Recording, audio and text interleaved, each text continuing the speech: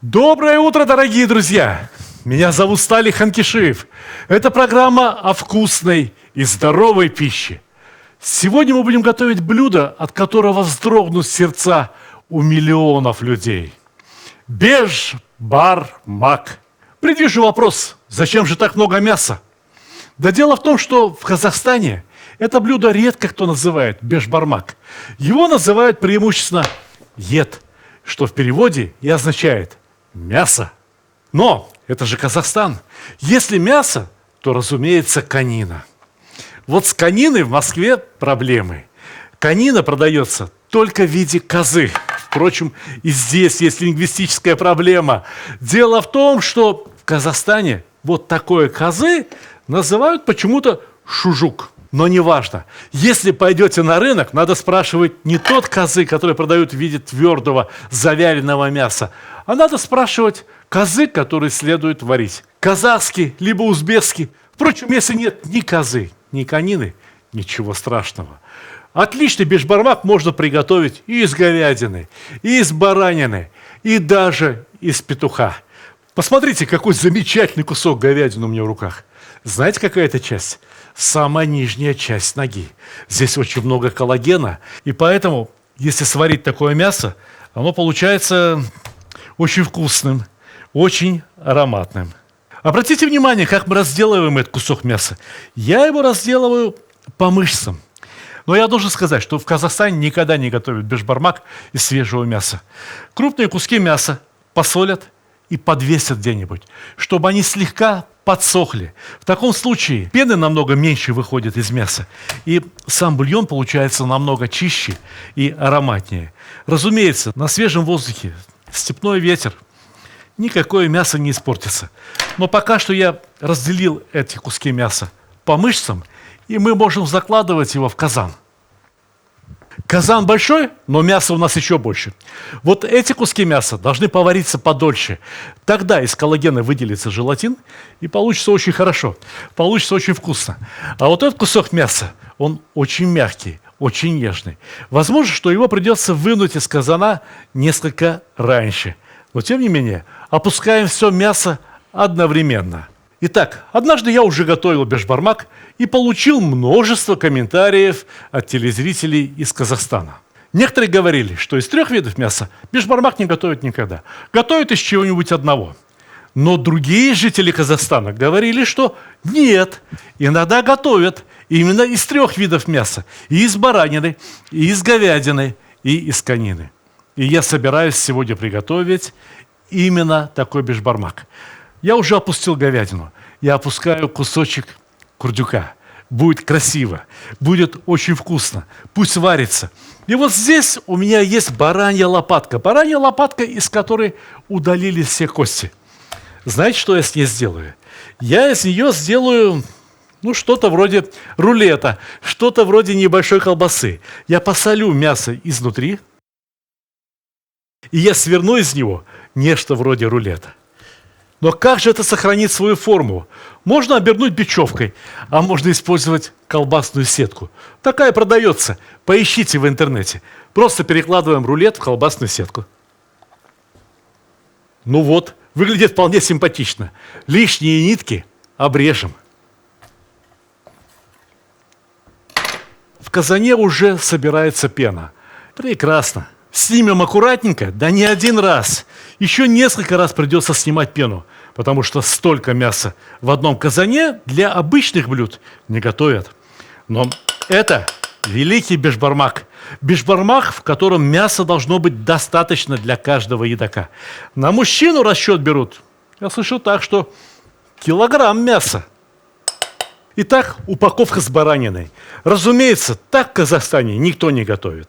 Это, можно сказать, мое рационализаторское предложение.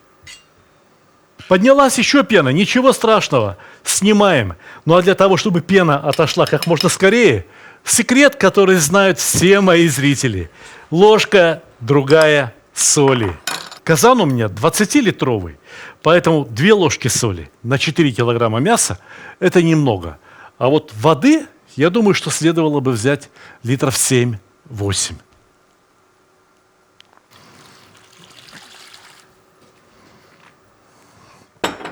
Обычно для красоты бульона и для аромата, когда варится мясо, я добавляю луковицу в кожуре. Снимаю верхнюю пыльную шелуху, а снизу все чисто, все отлично. Корешки обрезать, и можно отправить в казан. Казан у меня большой, можно отправить сразу 2 луковицы. Для того, чтобы как следует научиться готовить бешбармак, еще в Средней Азии я искал казахские кафе и ходил в них. Смотрел, как готовят. Так вот, я хочу сказать, что не только лук отправляют в казан. Южные казахи отправляют в казан еще и морковь. Для того, чтобы вкуснее было. Для того, чтобы ярче блюдо выглядело. Я не случайно упомянул Южный Казахстан. Дело в том, что Казахстан огромная страна. И, разумеется, в разных регионах готовят бешбармак по-разному. Где-то готовят чистый, только мясо и все, ничего больше. Где-то, как я уже сказал, добавляют и лук, добавляют и морковь. Кто-то добавляет и картошку для сытности. Ну а почему бы и нет? Что в этом плохого? Что в этом стыдного? Морковь я нарезал крупными ломтиками, чтобы не разварилась. Иногда стоит провернуть куски мяса, чтобы они равномернее проварились. Одно могу сказать. Не надо, чтобы слишком сильно кипело в казане. Пусть побулькивает вот так, как сейчас примерно. Иногда то здесь, то там поднимется пузырек кверху. Этого достаточно. Это абсолютно обоснованный кулинарной наукой метод приготовления. Сувид называется. Знаете почему?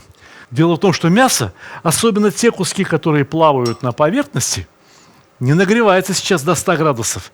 Сейчас здесь, на поверхности, температура воды может быть 70, может быть 85 градусов. Посмотрите, я могу потрогать его пальцем. Не горячо. При этом пузырьки снизу поднимаются. Это особенность казана. Вот эта широкая чаша. Сверху происходит испарение, и вода остывает. Остывшая вода циркулирует, опускается вниз по стеночкам, снизу от огня нагревается и вновь поднимается вверх. Круговорот воды в казане. В отдельно взятом казане, где варится мясо, жирный кусочек мяса будет всегда готовиться наверху. У него жир как поплавок работает. Понимаете? Почему жирное мясо получается вкуснее, чем то, что совершенно постное, которое непременно опустится вниз? Ну да и ничего страшного. Опустится, опустится. А у нас для этого шумовка есть. Можно иногда взять и подправить мясо. Тот кусок мяса, который был внизу, отправить его наверх. И переворачиваем. Переворачиваем мясо чем чаще, тем лучше. У многих может возникнуть вопрос, рационально ли это питание? Одно мясо. А не вредно ли? Я вам расскажу. Мясо содержит в себе все необходимые питательные вещества и массу витаминов. Бульон – замечательная еда. Бульон лечит от многих болезней. Но если ты в степи, если у тебя есть достаточно мяса, есть хотя бы немного лука и есть молоко, а молоко может храниться и в виде засушенного кислого молока, так называемого курта, то у тебя практически обеспечено отличное рациональное питание. Достаточно вспомнить, что в 18-19 веке весь Петербург страдал от чехотки. Очень многие люди болели туберкулезом. И был только один способ вылечиться от туберкулеза. У кого были деньги, отправляли своих больных в казахские степи, к казахам. И вот там полгода, год на солнце, на свежем воздухе ест вот такую еду. Жирную конину, жирную баранину, ест кислое молоко, немного лука, немного теста, бешбармаки. И возвращается поправившимся, вполне здоровым. Вот что такое настоящая степная еда.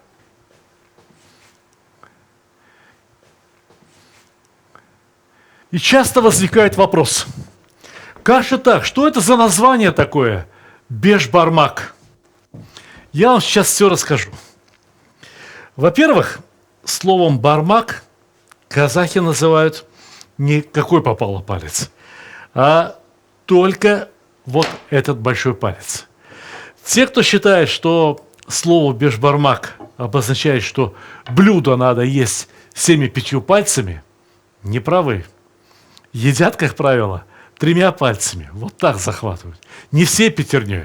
Это некрасиво, это неприлично. Так что же это такое бешбармак? Дело в том, что в очень многих языках, в узбекском, в других тюркских языках, в арабском, словом «варак» обозначают лист. Вот этот вот кусочек теста называется варак. Слышите?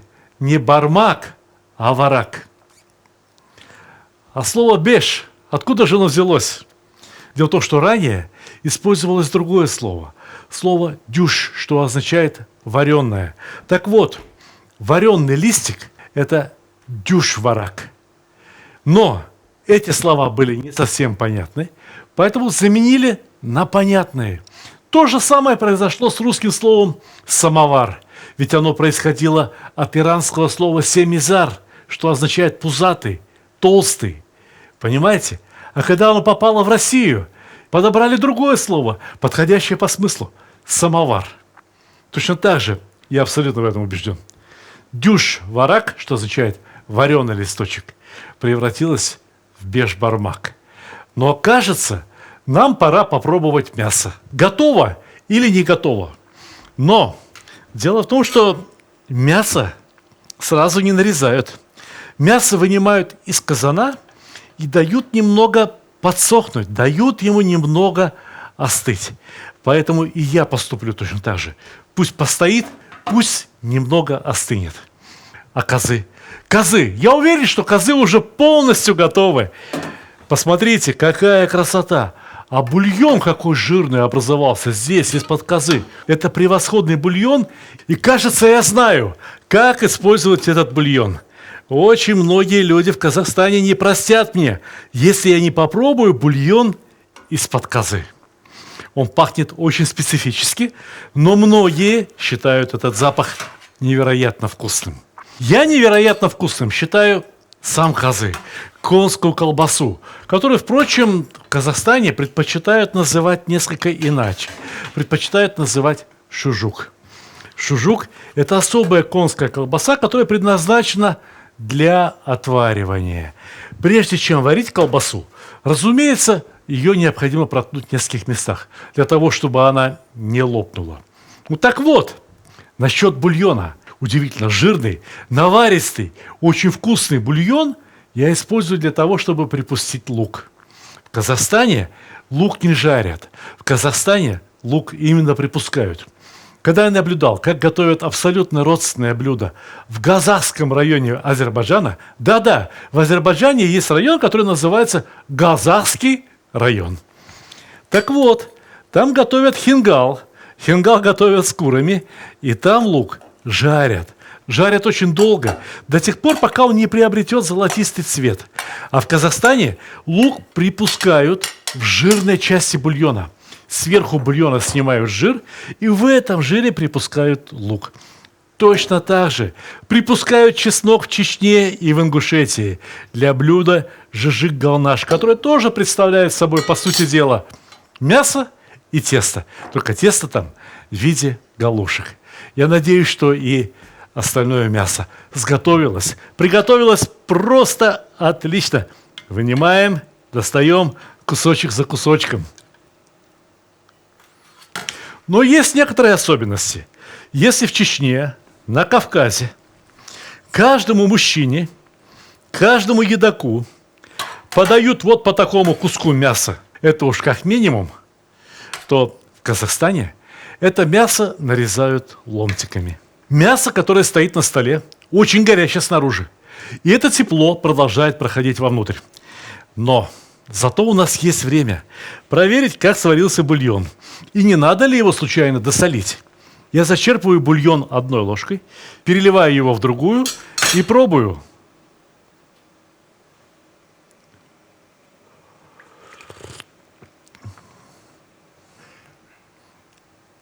Вы знаете, мне казалось, что соли непременно надо будет добавить. А вот не надо. Не надо. Мясо само создало такой вкус, что к нему больше никаких приправ не требуется.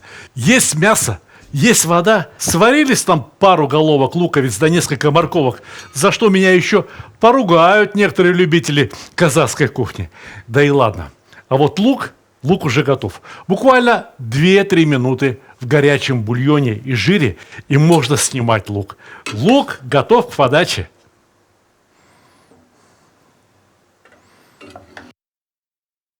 Посмотрите, какое мясо. Посмотрите. Оно ведь не просто вареное, оно розовое внутри. Оно сварено так, как положено. Вот я не знаю, что говорят на эту тему казахи, но я слышал, что говорят на эту тему в Чечне. В Чечне переваренное мясо не любят. А в Азербайджане говорят вообще по-другому. Говорят кебаб ганлы, то есть кебаб сочный, кровавый даже. Джигит джанлы. Егит, значит джигит, здоровый. Понимаете, что народ говорит о правильном приготовлении мяса? Не переваренное, не разваренное ни в коем случае, а приготовленное ровно так, как надо. Идите сюда, идите поближе. Я хочу показать вам, каким вышел казы. Шужук, как говорят в Казахстане. Супер. Казы пахнет невероятно вкусно. Не удержусь. Попробую кусочек, с вашего позволения. Вот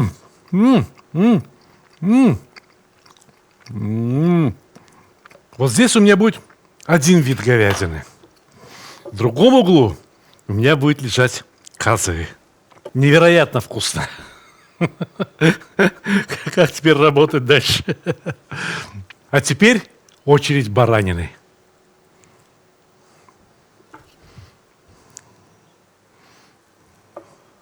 Ну, оцените. Посмотрите, как баранина получилась. Как получилась баранья лопатка.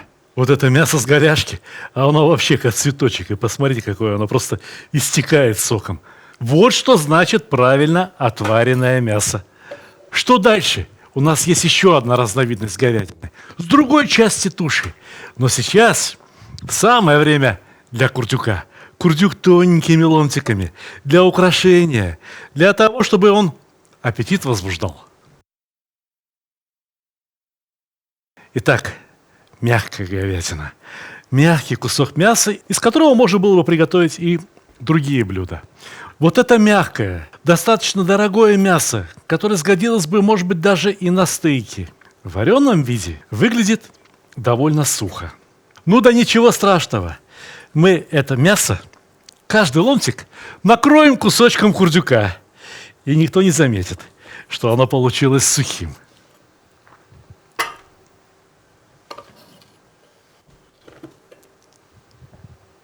Зато вот эти куски с нижней части ноги достаточно недорогие.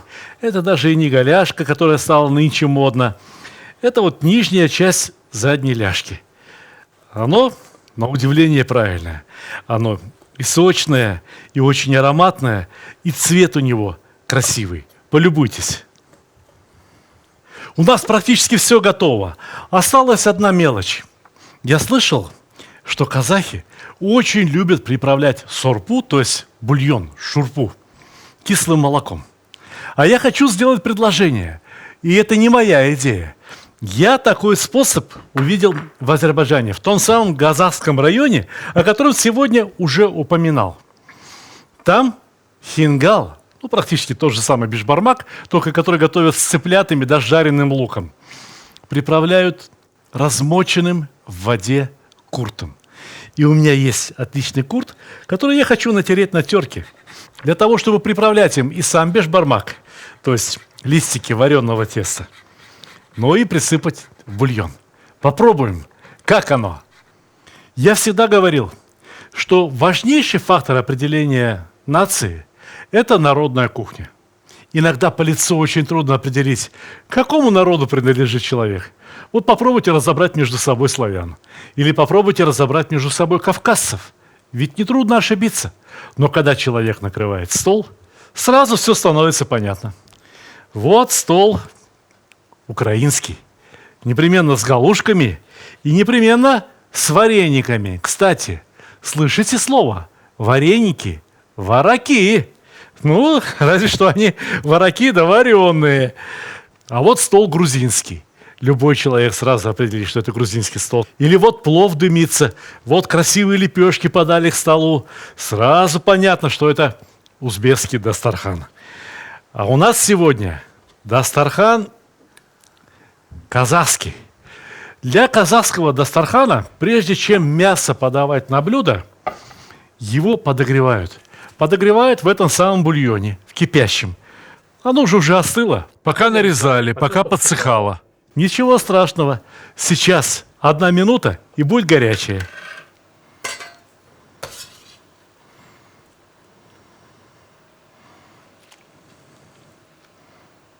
Мастерицы по приготовлению бешбармака, у которых я учился, поступали вот как, с большими тяжелыми блюдами.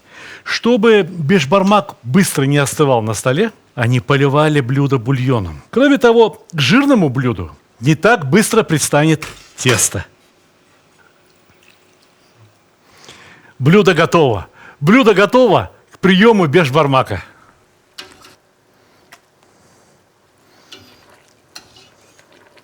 Варим следующую партию теста. В Казахстане я видел совершенно особый способ отваривания теста. Там не резали тесто вот на такие мелкие кусочки. Там раскатывали тесто в большой круг. И этим кругом накрывали бурно кипящий казан. И тесто оставалось на поверхности. Вот так вот колыхалось. Тесто нарезали после того, как оно было приготовлено. Разумеется, тесто необходимо поворошить. Здесь у меня бульона осталось немного. Можно было бы и развести водой, но что-то не очень хотелось, потому что бульон такой был очень правильный. Мужской бульон. И тесто сварилось, и мясо подогрелось. Подаем! О, я говорил только что, мол, в Казахстане приправляют кислым молоком саму сурпу. А мой вам от меня совет: попробуйте присыпать тертым куртом не только бульон, но и само отварное тесто. И, конечно, никуда не денется лук. Лук, слегка припущенный в очень жирном бульоне, который стал невероятно вкусным. О! Но это еще не все. Это еще не все. Самое красивое в бешбармаке — это, разумеется, мясо. Не случайно я сегодня уже в 3-й раз говорю, что сами казахи называют это блюдо не бешбармак. Они говорят на это блюдо ед, мясо. Так пойдемте же доставать мясо.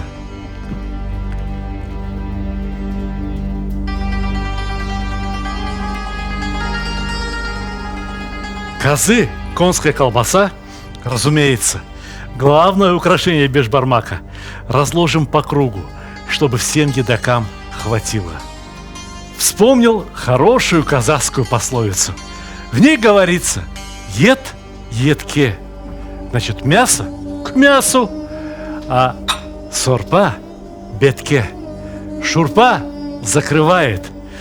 Поэтому непременно после того, как поели бешбармак, едоки должны отведать отменного, ароматного, золотистого, согревающего бульона. Ну что, приправим бульончик настоящим кислым молоком. Курт называется. Эх, вот на многих языках я знаю, как сказать «приятного аппетита». А по-казахски-то и не спросил. Напишите мне, пожалуйста, в комментариях. Напишите мне в комментариях на моем канале в Ютубе, как сказать по-казахски «приятного аппетита». А я вам этого самого приятного аппетита, этого полного дастархана, успеха в жизни, крепкого здоровья и, конечно же, мирного неба над головой желаю от всей души.